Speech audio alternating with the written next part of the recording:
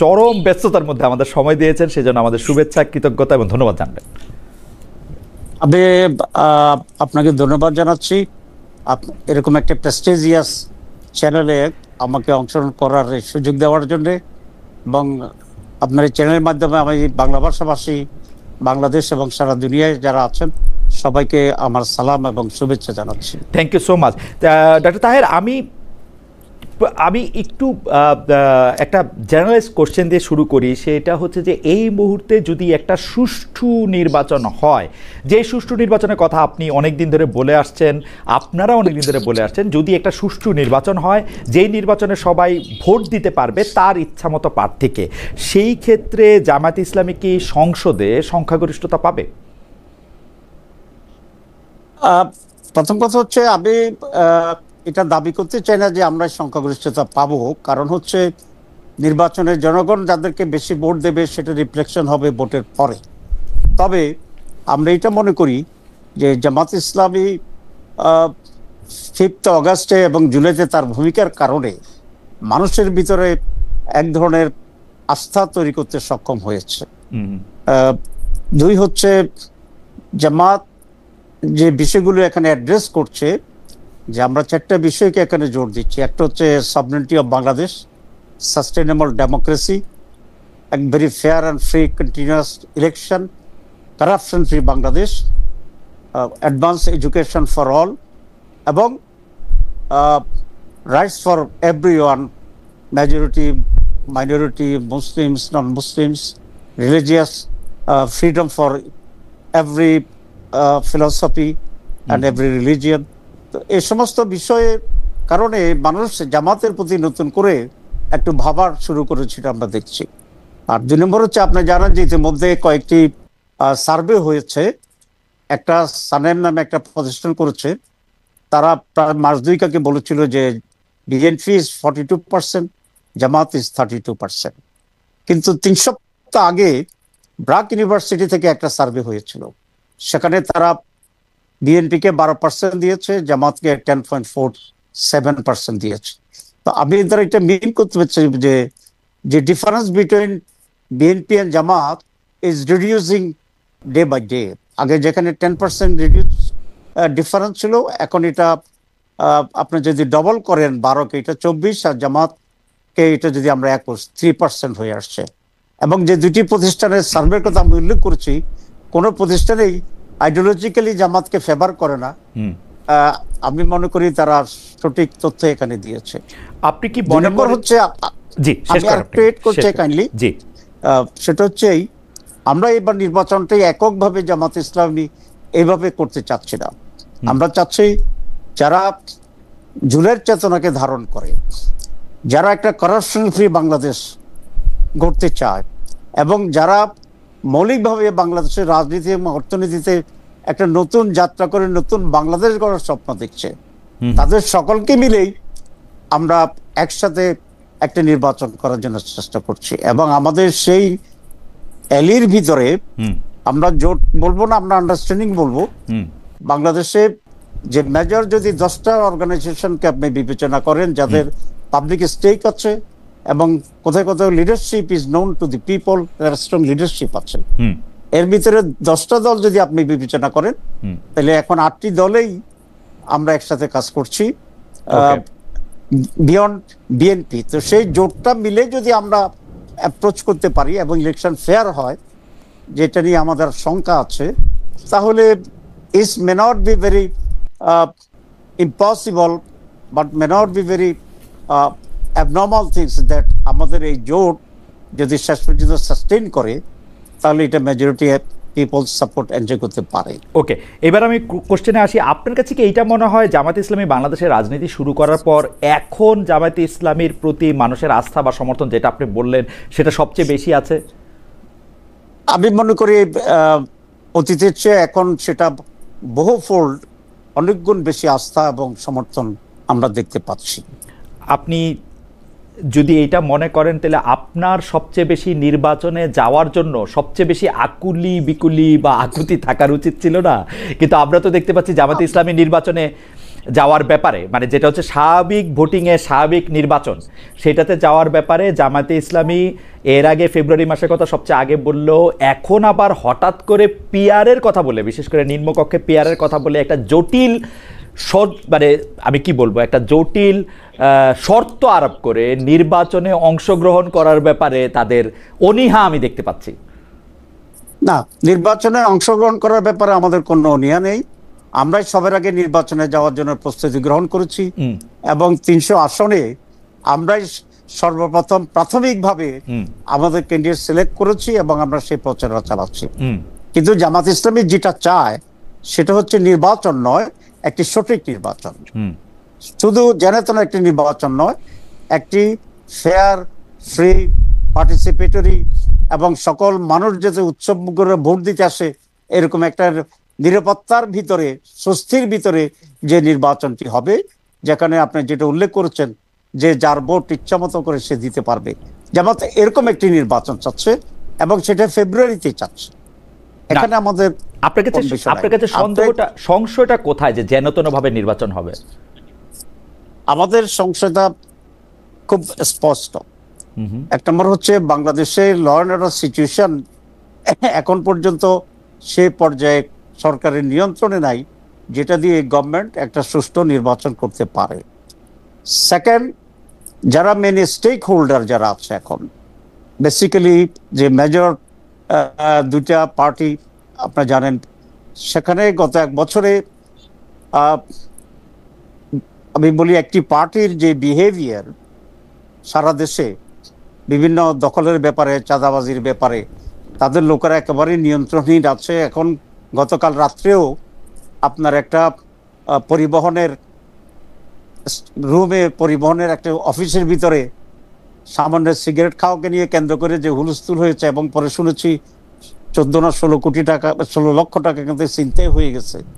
তো এই পরিস্থিতিতে গভর্নমেন্টের যে স্ট্রং স্ট্যান্ড নেওয়ার কথা ছিল সেটি কিন্তু সেখানে আমরা দেখতে পাচ্ছি না। 2 নম্বর হচ্ছে আপনার সুষ্ঠু নির্বাচনের জন্য সকল পলিটিক্যাল স্টেককে নিয়ে নির্বাচনটা কিভাবে সঠিক হতে পারে, আমরা চিফ অ্যাডভাইজারকে বলেছিলাম যে আপনি সকলকে নিয়ে বসেন নির্বাচন কিভাবে হবে। কারণ যারা বাজার দখল করতে পারে নির্দ্বিধায় এবং সেখানে সরকার কোনো স্টেপ নিচ্ছে না, তারা ভোট কেন্দ্র দখল করবে, এটা অনুমান করা বা ধারণা করার ভিতরে বেশি অপরাধ আছে বলে আমি মনে করি। কিন্তু তাহির ভাই, এখানে আমার একটা পয়েন্ট আছে যে আমরা কিন্তু, আচ্ছা আপনি পয়েন্ট শেষ করে নেন, তারপর আমি আমার কথা বলি। আরেকটু হচ্ছে আপনি দেখবেন যে কতগুলো ব্যক্তির যে সমস্ত উক্তি আমরা দেখতে পাচ্ছি যে জামাত ইসলামের পার্লামার্কে ভোট দিয়ে বাড়ি পর্যন্ত অক্ষত আসতে পারবে না। কেউ বলতেছেন যে কুমিল্লা বোর্ডের চেয়ারম্যানকে ফোন করে বলতেছে তোর কলিজা বের করে ফেলবো, একজন সাবেক এমপি। তো এ ধরনের আচরণ তো ওই দলটি, আমি এটা মনে করি না যে তাদের নেতৃত্ব এটা চায়, কিন্তু তারা তো তাদের লোকদেরকে কন্ট্রোল করতে পারছে না, এটা তো আমাদের কাছে খুব স্পষ্ট। তো সেই কারণেই আমরা সন্দেহ করছি গভর্নমেন্টও সেখানে কোনো স্টেপ নিতে পারে নাই। ধরেন যেতে মুক্তির কথা বলেছি, government did not take any step like that. তো এই সব মিলেই আমাদের কাছে এই আশঙ্কা তৈরি হচ্ছে। আমি একটা কথা বলি তাহির ভাই, আমরা যখন এইটা বুঝতে পারছি যে আমাদের নির্বাচিত সরকার ক্ষমতায় থাকা অবস্থা, অর্থাৎ প্রধানমন্ত্রী ক্ষমতায় থাকা অবস্থায় আসলে নির্বাচন দিলে সেই নির্বাচন আর সুষ্ঠু হবে না, কারণ সরকার প্রধানের সাথে যেই জিনিসগুলি কামস উইথ দ্য প্যাকেজ ওরা আসলে নির্বাচনের সাংঘাতিকভাবে প্রভাবিত করে। তো প্রথম সম্ভবত জামাত ইসলামের কাছ থেকে একটা নির্দলীয় নিরপেক্ষ তত্ত্বাবধায়ক সরকারের ধারণা আসলো, যেখান থেকে বলা হলো যে আমরা একটা তত্ত্বাবধায়ক সরকারের জায়গায় থাকি। তখন আমরা দেখলাম যে সরকারই আসলে ক্ষমতায় থাকুক না কেন, সে যদি সরকার থেকে সরে যায়, অন্য কেউ যদি জাস্ট চেয়ারটাতে বসে, তখনই নির্বাচনের চেহারা পাল্টে যায়। এখন কিন্তু আপনি কোনোভাবেই বলতে পারবেন না যে ডক্টর মোহাম্মদ ইউনূস বিএনপির লোক বা ডক্টর মোহাম্মদ ইউনূস আওয়ামী লীগের লোক বা জাতীয় পার্টির লোক বা জামাত ইসলামের লোক। সেই ডক্টর মোহাম্মদ ইউনূসের সরকার যখন আসে, এইটা তো 100% সত্যি কথা যে সরকার আর কোনো একটা দলকে ব্যাক করবে না। আমরা এইটাই চাইতেছিলাম যে সরকার তার নিজস্ব দলকে ব্যাক না করুক, যদি না ডক্টর মোহাম্মদ ইউনূস শেষ মুহূর্তে এনসিপিকে ব্যাক করতে চান, সেটাও আমার মনে হয় না যে সেটা হইতেছে। তাহলে সেই ক্ষেত্রে এর চেয়ে ভালো মানে আদর্শ নির্বাচনী সময় আপনারা কোথায় পাবেন? আমার মনে হয় এইটা দুষ্ট লোকেরা বলে যেহেতু জামাতে ইসলামী হিসাব নিকাশ করে দেখছে, কারণ জামাতে ইসলামী হচ্ছে খুবই সুশৃঙ্খল, এবং এটা বল যে তারা দেখছে যে তারা 151 সিট নিজেরা পাইতে পারবে না, সেই জন্য তারা যতটা সময় পারে ইলেকশনকে ডিলে করতে চায়। না, এই ডিলের ভিতরে জামাতে ইসলামী সুবিধা কি করতে পারবে? বরং জনগণকে যদি বিভ্রান্ত হয়, আমি মনে করি জামাত সেখানে তার স্ট্যান্ডিং লস করবে। আমাদের জন্য this is very high time. আর জনগণ তো বিভ্রান্ত হচ্ছে, আপনারা পিআর এর কথা বলতেছেন, যেখানে এই পিআরটার জায়গা আপনিও জানেন, আমি জার্মানিতে থাইকা আসছি, জার্মানিতে পিআর সিস্টেমে এটা আছে, এবং এটা how difficult is it to implement, এটা আসলে ইমপ্লিমেন্টই করা সম্ভব না আসলে বাংলাদেশে, সত্যি কথা বলতে। কিন্তু আপনারা পিআর এর কথা বলে যাচ্ছেন। না, আমরা দুইটা পয়েন্টস এখানে বলছি। এক নম্বর কথা হচ্ছে আমাদের জুলাইয়ের যে চেতনা ছিল সেটা কি ছিল? সেটা ছিল যে আমরা বাংলাদেশে অনেকগুলো ইম্পর্টেন্ট জায়গা আমরা রিফর্মস করব। 2 নম্বর হচ্ছে আমরা গুড গভর্নেন্সের জন্য কতিপয় অ্যারেঞ্জমেন্ট এবং আমরা স্ট্রাকচার তৈরি করব। 3 নম্বর হচ্ছে এখানে ফেয়ার ইলেকশনের জন্য ইলেকশন কমিশনে কিছু পরিবর্তন আনা দরকার। এখন আমরা রিফর্মস কমিশন যেটা হয়েছে ডক্টর ইউনূস করেছেন, আই রিয়েলি অ্যাপ্রিসিয়েট হিম, এবং আমরা দীর্ঘ সময় ব্যয় করে অনেকগুলা বিষয় একমত হয়ে জুলাই চার্টার আমরা করেছি। কিন্তু আনফর্চুনেটলি জুলাই চার্টারকে চূড়ান্ত রূপ না দিয়েই ইলেকশন ঘোষণা করে দিয়েছেন ডক্টর ইউনূস। এখানে উনি একটা টেকনিক্যাল ভুল করে ফেলেছেন, কারণ এই ফেব্রুয়ারির ঘোষণাটা উনি অক্টোবরেও দিতে পারতেন। ফাইনাল ইলেকশন ডেট এখানে কথা না, কিন্তু কৌশলগতভাবে উনি কোনো কিছুকেই অর্জন না করে এটা দেওয়ার কারণে যারা জুলাই সনদ চাচ্ছে না তারা একটা সুবিধা পেয়ে গেছে ডিলে করার প্রসেসে যাওয়ার জন্য। তো তাহলে যদি জুলাই সনদও যদি এখানে আপনার বাস্তবায়িত না হয়, তাহলে যেন তো আগের মতো যদি ইলেকশন হয়, তাহলে 3টা সেশনে যেরকম কালচার ছিল সে কালচারে তো কোনো পরিবর্তন হচ্ছে না। আমরা এখানে আশঙ্কা করছি, আমরা খুব স্ট্রেট বলেছি। প্রথম আমি জুলাই সনদের কথা বলি। জুলাই সনদের ব্যাপারে এটা ঐকমত্যের জায়গাটাকে অবশ্যই ইমপ্লিমেন্ট করা দরকার, আইনি ভিত্তি দেওয়া দরকার, এবং এর ভিত্তিতে নির্বাচন করতে হবে। এই ব্যাপারে আমাদের 1-2টি দল বিএনপি সহ ছাড়া আর সকলে আমরা একমত আছি। আপনাকে আমি আর একটা কথা বলি, যে আমি প্রায় বলি যে ইমানের 3 অংশ, একটা হচ্ছে মুখে উচ্চারণ করা, হৃদয়ে ধারণ করা, বাস্তবে পূরণ করা। তো জুলাই সনদেরও কিন্তু 3 অংশ। এক হচ্ছে ঐক্যমত্যে পৌঁছা, এটাকে আইনি ভিত্তি দেওয়া, এবং এটার ভিত্তিতেই আগামী রাজনীতি এবং নির্বাচন করা। তো এটা তো আমরা ঐক্যমত্যে আসছি, কিন্তু এটা আইনি ভিত্তি দিচ্ছে না। এবং ডক্টর ইউনূস সিনসিয়ারলি হোক বা না বুঝে হোক, উনি যেভাবে কোনো কিছু অর্জন না করে ডেট দেওয়ার কারণে একটি বিশেষ দল এটা একটা সুযোগ হিসাবে নিচ্ছে যে তারা জুলাই সনদ মানবে না করে টাইম কিল করছে, এবং they are going for a favoured একটা ইলেকশনের দিকে তারা যাওয়ার চেষ্টা করছে। This is one. সেকেন্ড, আপনি যে পিআর এর কথা বলেছেন, পিআর বাংলাদেশের জন্য নতুন, কিন্তু এটা তো সারা দুনিয়ায় ইমপ্লিমেন্টেড হয়েছে। আমাদের পিআর চাওয়ার পেছনে একটা প্রধান কারণ হচ্ছে বিগত 54 বছরের ট্রেডিশনাল পদ্ধতিতে নির্বাচনের ব্যর্থতার কারণে। কারণ কোনো ইলেকশনেই কেন্দ্র দখল ছাড়া হয়নি, কম আর বেশি। কোনো ইলেকশনেই মানি ইনফ্লুয়েন্স ছাড়া হয়নি, কোনো ইলেকশনেই মাসেল মানি এই দুটার কম্বিনেশন ছাড়া হয়নি। সুতরাং এই যে মানুষের তাহির ভাই অনেকগুলি প্রশ্ন আপনাকে করতে হবে বলে, আচ্ছা আপনি যদি একটু শেষ করেন তাহলে আমি বলি। আপনি পিআরটা একটু শেষ করি। জি, সেটা হচ্ছে আমরা দিস ফার্স্ট রিজন যে মানুষের অভ্যাসের পরিবর্তন ঘটানো উচিত, রাজনীতিবিদদের, পলিটিশিয়ানদের এবং যারা ইলেকশন করবে তাদের। সুতরাং এই পদ্ধতিতে কেন্দ্র দখলের সুযোগ নেই। Number 1, it is oil represented, পুরা ভোটের উপরে এটার একটা ম্যানেজেবল সেজন্য। কিন্তু আমার আরেকটি কথা হচ্ছে, এই PR is a new concept for Bangladesh, তো এটা নিয়ে আলোচনা হওয়া উচিত। সরকার, আমরা যেহেতু মেজরিটি, আপনি জানেন 31টা দল আমরা কনসেনসাস কমিটি মিটিংয়ে ছিলাম, 25টি দল পিআর এর পক্ষে, না বিএনপি আর কয়েকটি দল মাত্র পিআর এর বিপক্ষে ছিল। কিন্তু দুইটা একটা ডিফারেন্স হচ্ছে যে আপার হাউজে অধিকাংশ লোক পিআর চাচ্ছে আর আমরা ফুল পিআর চাচ্ছি। কিন্তু PR as a system and for a voting system 26টা 25টা দলেই একমত ছিল 31টার না ভিতরে। না, সেটা তো আপার হাউসটা মিলায়া, আপার হাউস মিলাইলে তো পিয়ার আমিও চাই, আপার হাউসে পিয়ার হওয়া। আর আমি একটু আপনাকে একটা একটা করে জিনিস আমি একটু বলি।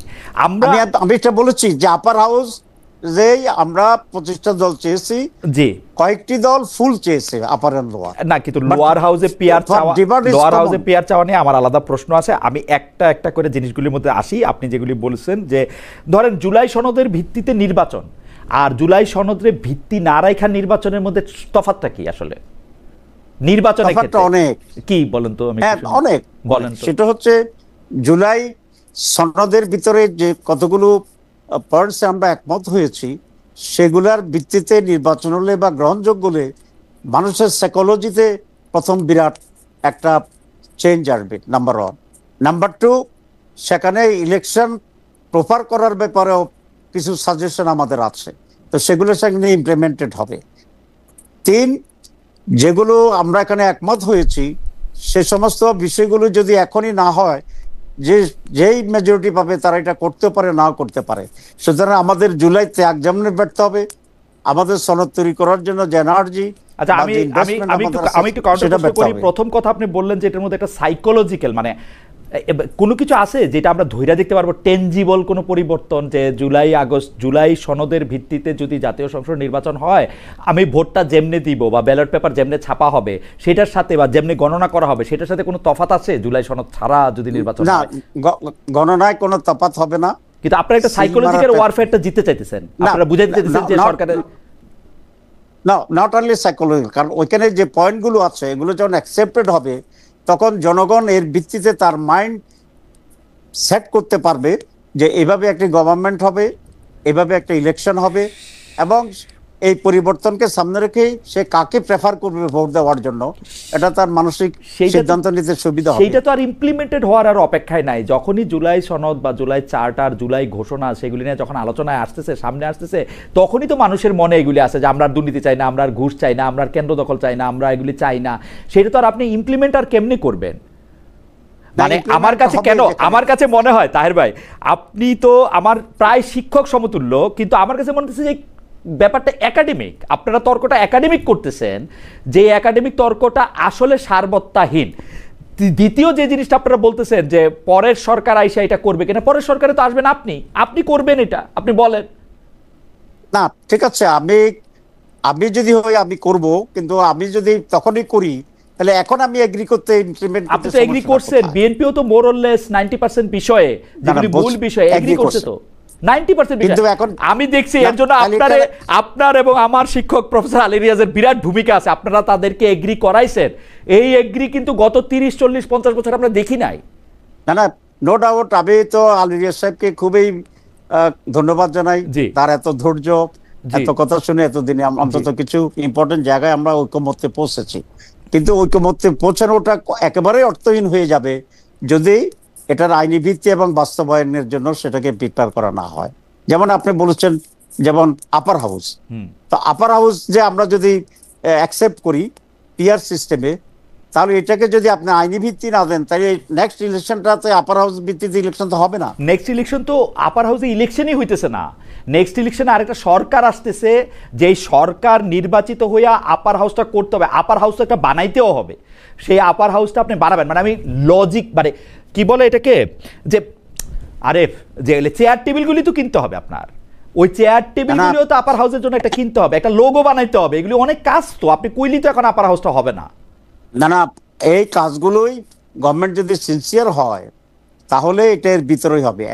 আমি আপনাকে কাউন্টার প্রশ্ন করি, যে জুলাই চার্টার ভিত্তিতে যদি ইলেকশনটা না হয়, তাহলে জুলাই চার্টারের এখানে অ্যাচিভমেন্টটা কি? যে পরে কেউ ওয়াদা করে ইচ্ছা করলে করবে, ইচ্ছা করলে করবে না, তাহলে what is the benefit the nation will achieve from all? না তাই ভাই, আমার কাছে কিন্তু মনে হয় যে নেশন বেনিফিটেড মেনি থিংস। নেশনের ক্ষেত্রে একটা সবচেয়ে বড় বেনিফিট হয়েছে, নেশন এইটা বুঝাইতে পারছে টাইরান্ট হয়ে তুমি যত শক্তিশালী হোক, তোমার কাছে যত আর্মি, নেভি, এয়ারফোর্স যা ইচ্ছা তাই থাকুক, তুমি আসলে ক্ষমতায় চিরকাল থাকতে পারবে না। নেশন এইটা বুঝতে পারছে, এবং প্রত্যেকটা পলিটিক্যাল পার্টি এইটা বুঝতে পারছে যে তারা যদি জোর করে ক্ষমতায় থাকে, মানুষের অধিকার না দেয়, তারা ক্ষমতা থাকতে পারে। এটা হচ্ছে নেশন অ্যাচিভমেন্ট। আমি এই জায়গার মধ্যে থেকে একটু আসি, তার আপনি মানে দেখেন জুলাই সনদের ভিত্তিতে নির্বাচন আর একটা সুষ্ঠু নির্বাচনকে আমি সাংঘর্ষিক মনে করি না, আমি মনে করি জুলাইয়ের চেতনার মধ্যে, স্পিরিটের মধ্যে এটা একটা ক্রমাগত প্রক্রিয়া এবং এটার মধ্যে থেকে এটা অর্জনের পথেই আমরা আসি। আপনি যেটা বলতেছিলেন যে পিআর পদ্ধতির নির্বাচন ফুল, নিচের হাউসে পিআর পদ্ধতির নির্বাচনের সঙ্গে প্রেসিডেন্সিয়াল ইলেকশনের কোনো তফাৎ আসলে নাই।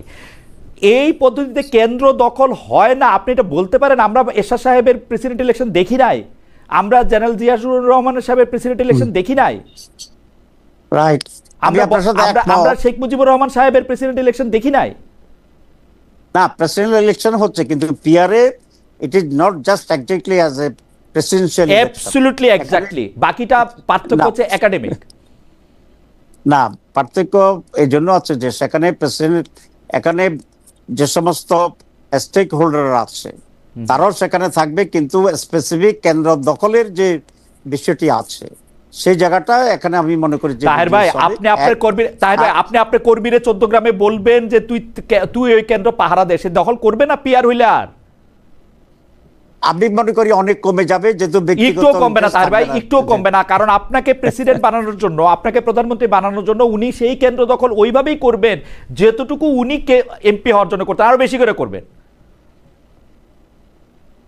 লেট আস সি, তাহলে তো দেখা যায় ইলেকশনেই কোন পদ্ধতিতে আর আমি এই জন্যই বলতে চাইছিলাম, এইটা তো এরকম না, এরকম অ্যান্টিবায়োটিক না যে আপনি এটা সারবেই আপনি নিশ্চিত করে জানেন। তো আপনি কেন এইটার দিকে আপনি যাইতেছেন? আপনি প্রেসিডেন্ট হন, প্রেসিডেন্ট হয়ে আপনি চেঞ্জ করেন যা যা কিছু চেঞ্জ করার। আমার হাম্বল ওপিনিয়ন হচ্ছে যে যেহেতু এখন একটা সময় এরকম যে আমরা আমাদের কে কোন অবস্থানে আছে এটা পরীক্ষা করে দেখতে পারি, আমরা এটা পরীক্ষা করে দেখি, যত সময় যাইতেছে তত কি এটা আরো ডিফিকাল্ট হইতেছে না সবকিছু মিলে, আইন শৃঙ্খলা?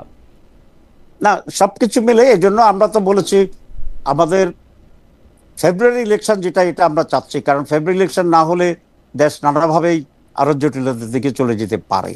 কিন্তু তার আগে আমরা যেটা বলেছি, একটা ফেয়ার ইলেকশনের জন্য যে লেভেল ফিল্ড দরকার সেটা এস্টাবলিশ করতে হবে, যেটা এই সরকার ইতিমধ্যেই 2-3টা বিষয়ে তাদের যে উদ্যোগ নিয়েছে সেখানে তো এটা ব্যর্থ ঘটিয়েছে বলে আমি মনে করি। যেমন আপনার ফেব্রুয়ারির যে ইলেকশন ডেটটা, এই ডেটটা উনি একটি দলের সাথে লন্ডন গিয়ে যৌথভাবে ঘোষণা করার এটা কোনো সঠিক পদ্ধতি ছিল না। এর দ্বারা এটা একটা খুবই মানে দৃষ্টিকটু এবং খারাপ জিনিস হয়েছে, এটা আমি আই মাস্ট অ্যাডমিট। আচ্ছা, দিস ইজ ওয়ান। সেকেন্ড হচ্ছে, দেখেন 5th অগাস্টে আমরা একটা ন্যাশনাল সেলিব্রেশন ছিল আমাদের, যেদিন স্বৈরাচার পালিয়ে গেছে সেদিন, কিন্তু সেদিনেই মাত্র কয়েক ঘন্টা পরে রাতের বেলায় উনি টেলিভিশন ভাষণ দিয়া সেখানে নির্বাচনের মাস ডেট ঘোষণা করলেন। এখানে তো মানুষের মধ্যে একটা কনফিউশন তৈরি হয়েছে যে একই দিনে দুটা জাতীয় প্রোগ্রামে ওই দিনে কেন করতে হলো। তাহলে মনে হলো যে এখানে কোনো একটা প্রেশার আছে, কোনো কম্পালশন আছে, কোনো ইন্ডিকেশন আছে, কিন্তু he did not disclose it and he did not make it very clear. আমি চেষ্টা করছিলাম এটা শুনতে, আমি এইটা বলবো না যে আমি ডক্টর ইউনূসের মুখে শুনছি, কিন্তু আমি যেটা শুনছি সেটা আমি আপনাকে বলি। সেইটা হচ্ছে ডক্টর মোহাম্মদ ইউনূসের কাছে তথ্য হচ্ছে জামায়াতে ইসলামী বলছে রমজানের আগে ইলেকশন করো, কারণ রমজানের সময় ইলেকশন করলে আমাদের নানা রকম, তো রমজান আগে ইলেকশন মানে এক্স্যাক্টলি ফেব্রুয়ারির ফার্স্ট উইক, যেটা এখন উনি বলতেছে, এইটা আপনারা সবার আগে বলছেন। তাহলে আপনারা এটা বলতেছেন, বিএনপি বলতেছে এটা ডিসেম্বরে ইলেকশন করো।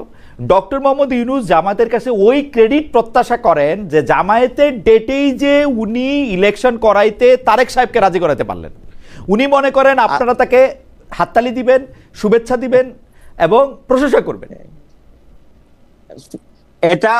এটা উনি অবশ্যই প্রশংসা পেতেন যদি সকল পলিটিক্যাল স্টেকদের সাথে আলাপ আলোচনা করে এই ডেটেই সকলের কনফিডেন্স রেখেই উনি এটা ঘোষণা করতেন। আমি আপনাকে ছোট একটা উদাহরণ দিই।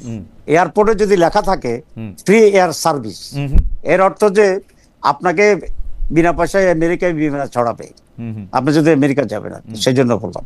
আর সেম শব্দ যদি পেট্রোল পাম্পের লেখা থাকে ফ্রি এয়ার সার্ভিস, এর মানে হচ্ছে আপনি বিনা পয়সায় চাক্কায় বাতাস দিবেন। শব্দ কিন্তু একরকম, কিন্তু ব্যাকগ্রাউন্ড প্রেক্ষিত ডিফারেন্সের কারণে মিনিংটা হাজার গুণ ডিফারেন্স হয়। কিন্তু তাই ভাই আমার হাম্বল অপিনিয়ন, আমি ডক্টর মোহাম্মদ ইউনূসের চাকরি করি না, কিন্তু আমার হাম্বল অপিনিয়ন হচ্ছে যে আপনারা যে টেকনিক্যালিটিটা ধরতেছেন সেইটাকে একটা মানে, আপনি কি সত্যিই মনে করেন ডক্টর মোহাম্মদ ইউনূস এখন বিএনপির পকেটে ঢুকে গেছে বা বিএনপির হয়ে ইলেকশনটা করবে? নো, আমি সেটা মনে করি না যে উনি কারো পকেটে গেছে, কিন্তু আমি এটা মনে করি যে he is not handling the things properly. He could not do, and this is my main question. আপনি দেখেন লন্ডনে যখন এই ঘোষণা আসলো, তার সাথে সাথে সেক্রেটারিয়েটে আপনার আবহাওয়া চেঞ্জ হয়ে গেছে। মানুষ ধরে নিচ্ছে যে বিএনপি ক্ষমতায় চলে আসতেছে। তো মানুষ, আমাদের দেশে তো সুযোগ সন্ধানী লোকেরা যে ক্ষমতায় তারই তো ছাতা ধরে, এটা তো আমাদের প্র্যাকটিস। তো এই জন্য সেখানে ব্যালেন্স অফ পাওয়ার এবং লেভেল প্লেইং ফিল্ডের যে জায়গাটা ছিল, ইট ইজ অলরেডি আপনার ইমব্যালেন্স হয়ে গেছে, নাম্বার ওয়ান। নাম্বার টু, আপনি দেখেন আমরা বলেছি আপনার সনদের ব্যাপারে চূড়ান্ত কিছু করা হোক, সনদ নিয়ে ডিসিশন ফাইনাল হোক। তো এটা উনি কমপ্লিট না করেই ওনার ইলেকশন কমিশন একটা রোড ম্যাপ দিয়ে দিয়েছে। তো এখন হচ্ছে কি, উনি আমাদেরকে ডিফেন্সে নিয়ে গেছেন, আমরা বলছি এটা করো সেটা করো, আর বিএনপিকে উনি অফেন্সিভ রাখছেন। তাদের মতো ইলেকশন হচ্ছে, রোড ম্যাপ হচ্ছে, এবং they R very much serious for the papers of এই জন্য কি ধরেন জামাতে ইসলামী নেতৃবৃন্দর কাছ থেকে সরাসরি না বলা হইলো, এটা বলা হইতেছে তোমরা যেরকম ভাবতেছো ইলেকশন কিন্তু হবে না। ইন্টারেস্টিংলি জামাতে ইসলামী এবং আওয়ামী লীগ একই রকম কথা বলছে, ইলেকশন কিন্তু ফেব্রুয়ারিতে হবে না, ডক্টর মোহাম্মদ ইউনূস কিন্তু ইলেকশন করতে পারবে না, ডক্টর মোহাম্মদ ইউনূসের ক্ষমতা থেকে বাদ দিয়া ওয়াকার সাহেব আইসা জরুরি অবস্থা করবে, এটা বলা হইতেছে যাতে এত সুখ শান্তি তাদের না লাগে, ঠিক না? আচ্ছা, এই ব্যাপারে বোধহয় আমরা মিস ইন্টারপ্রিটেড অর মিসআন্ডারস্টুড। কারণ জামাত কখনো এটা বলে নাই যে ফেব্রুয়ারিতে ইলেকশন হবে না, বরং জামাতে স্ট্রেস করছে ফেব্রুয়ারিতে যাতে ইলেকশনটা হয়ে যায়। কিন্তু আমরা বলেছি to make election fair, equal level playing field, to give the image and impression to the people যে election will be very much. কিন্তু সেই ইমপ্রেশন, সেই ইমপ্রেশনটা কেমনে দিবে এটা আমাকে একটু বলেন তো, যে 1 2 3 ডক্টর মোহাম্মদ ইউনূস কি জামাতে ইসলামীতে জয়েন করবেন? জামাতে ইসলামীর আমির সাহেবকে কি কাউকে বলবেন যে আপনি এসে একটা প্রধান নির্বাচন কমিশনার নিয়োগ দেন, অথবা ডক্টর আব্দুল্লাহ তাহেরকে কি বলা হবো যে আপনি নির্বাচনটা পরিচালনা করেন? মানে কি করলে উনি বুঝাইতে পারবেন যে এটা লেভেল প্লেইং ফিল্ড? এক নম্বর হচ্ছে যদি আপনাকে প্রদান করে দেয়, আমাকে প্রদান করে দিলে আমি ইলেকশন কমিশনার প্রধান হইলে ভালো ইলেকশন করবো, কিন্তু এটা তো আমাকে তো দিবে না। বাট দিলে আপনাকে অনেক ধন্যবাদ, আমি এইটা আমি হইতেও চাই, এটা তো আমার দিবে না। কিন্তু না, সিরিয়াসলি জোকস ব্যাপার, আপনি আমার এখন সিরিয়াসলি বলি। জি, প্রথম কথা হচ্ছে উনি যে একটা রং ইমপ্রেশন দিয়েছে মানুষের কাছে লন্ডনের ঘোষণার মাধ্যমে, এই জায়গা থেকে ওনাকে বেরিয়ে আসতে হবে।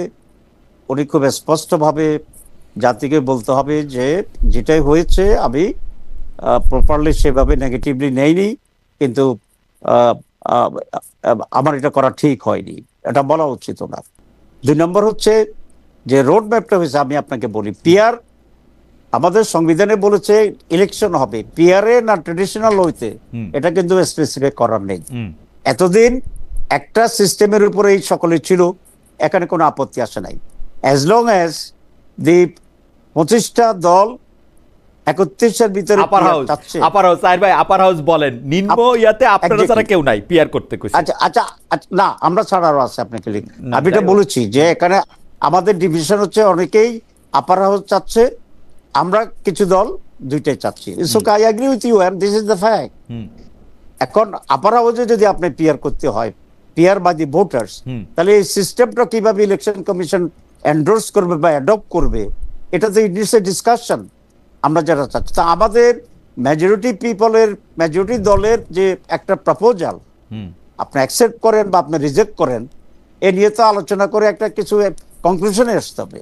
Before coming to any conclusion আপনি ট্রেডিশনাল হইতে আপনি আগে যাবেন এবং বলবেন যে এটা করতে পারবেন না, এটা হচ্ছে আপনার লেভেল প্লেইং ফিল্ড এখনো নষ্ট করা হয়েছে, and it goes in favor of BNP.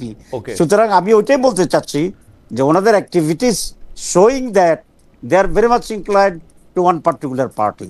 আমি এটা বলবো না যে পকেটে চলে গেছে না হাতের মুঠে চলে গেছে, এটা আপনার ভাষা যেটাই হোক, এটা আমি বলতে চাই না। বাট আমি এটা বলতে চাই their behaviour indicates something wrong which should not be. Okay doctor Taher, আমি জিনিসটাকে যেরকম দেখি যে ডক্টর মোহাম্মদ ইউনূস তার বিভিন্ন বক্তব্যের মধ্যে আমি যে অ্যানালাইসিস করি সেটার মধ্যে উনি দেখতে চেতেছেন যে আসলে কনক্লুশনে আসা ওনার পক্ষে সম্ভব না, উনি একটা প্রসেসের মধ্যে দিয়ে আসেন, সেই প্রসেসের মধ্যে দিয়ে আগাইতেছেন।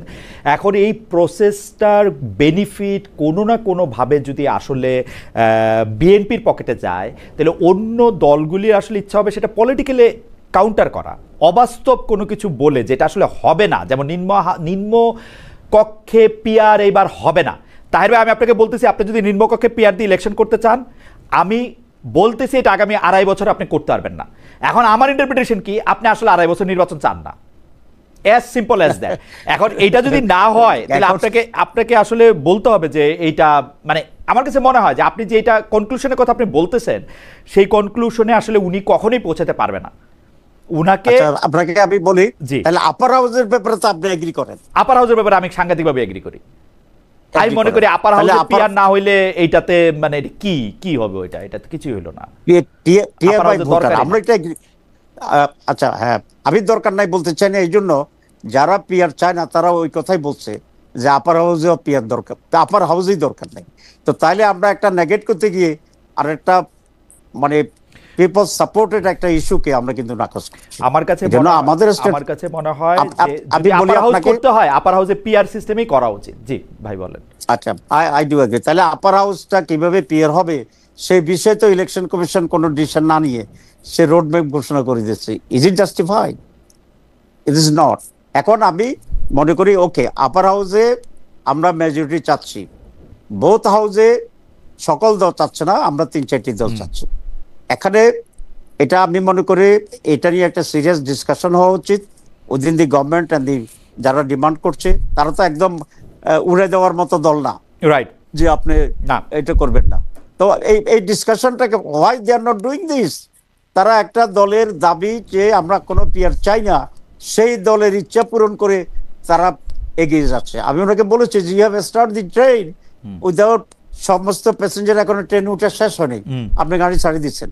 তারপর আমি বলে আসছি যে গাড়ি ছাড়লেও এখনো প্ল্যাটফর্মে আছে, প্ল্যাটফর্ম ক্রস করে নেই, আমরা দৌড়াইয়ে গিয়ে ধরতে পারবো, কিন্তু সেই জায়গাটাতে সলিউশন হইতে হবে। আপনি দেখেন, আমি একটা কথা বলি, আপনারা যদি দৌড়াই গিয়ে ট্রেনটা ধরতে শুরু করেন, সারা বাংলাদেশের অনেক সমস্যার সমাধান হয়ে যাবে বলে আমার মনে হয়। মানুষ একটা ইলেকশনের জায়গায় প্রবেশ করবে, অনিশ্চয়তা কাইটা যাবে, দেশটারে আর মানে এই রকম কসলাকসলির মধ্যে আর থাকাটা ঠিক হবে না। প্রত্যেকটা জায়গায় প্রতিদিন নিরাপত্তাহীনতার মধ্যে দেওয়া মনে হয়। আমি আপনার পয়েন্টে আমি এখন বলি, দেখেন এই যে আপনাদের ইমপ্রেশন হচ্ছে যে আমরা নির্বাচন চাই কি চাই না, একটা কনফিউশন, এই জায়গাটা কেন তৈরি হইল? কারণ আপনি পিআর এর কথা বললেন, পিআর ছাড়া ইলেকশন যাবেন না, এই জন্য তৈরি হইছে। আমি নো, এটা আমরা বলিনি, আমরা দুটো কথা বলেছি।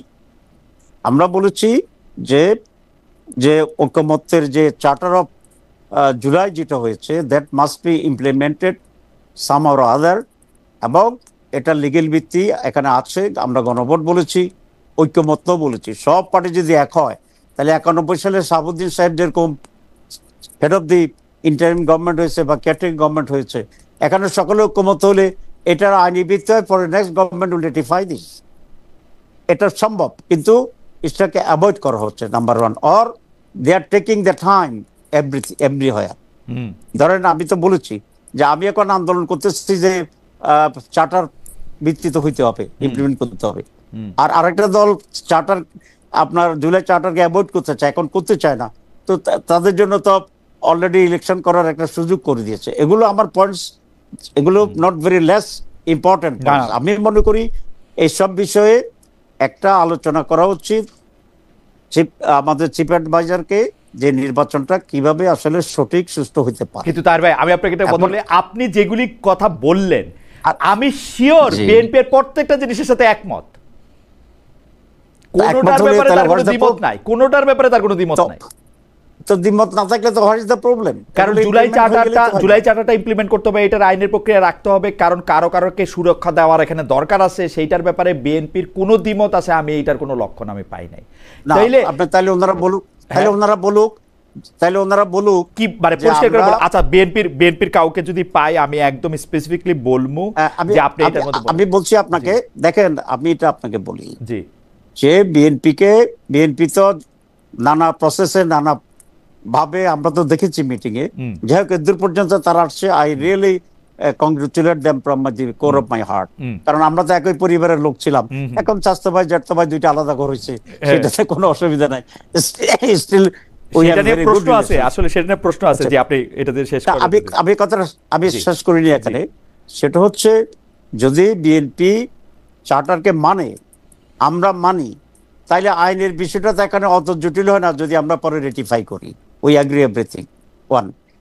আর যদি আমাদের ডিফারেন্স ওপিনিয়ন হয়, তাহলে আমরা বলেছি রাজনৈতিক ঐক্য না থাকে তাহলে গণভোটে দেন, লেট দ্য পিপল ডিসাইড।